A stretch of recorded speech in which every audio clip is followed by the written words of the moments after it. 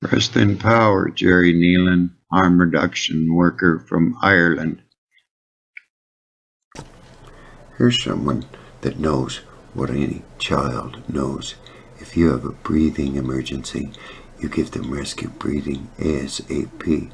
Not like this fool Aaron Orkin teaches to give chest compressions to people who are alive and die in lack of oxygen. When you empower millions of laypersons, what a doctor tells them to do, they do it. Killing non-drug overdoses, anybody with any of the hundreds of causes of breathing emergency.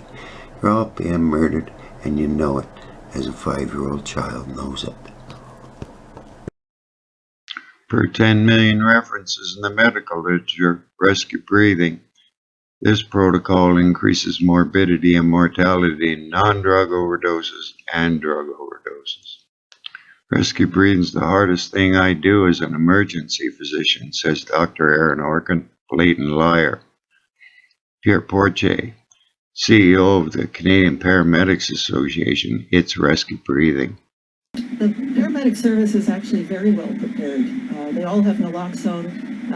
The most important thing when they get on site is actually ventilation as well as oxygen. But I think what we heard loud... Because that precise example was used as to whether other first responders should have naloxone, and it was said that that was not the case, that the priority, for example, when the fire department are often the first to arrive, should be on ventilation, as Dr. Yaffe just said.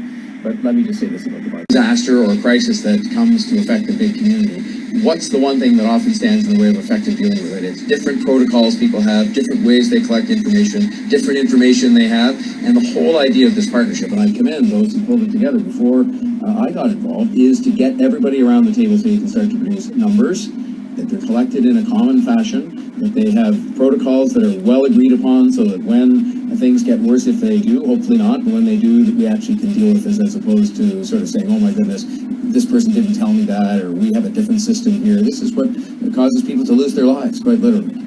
That's right, John. Anybody with any respiratory emergency, they're giving them chest compressions.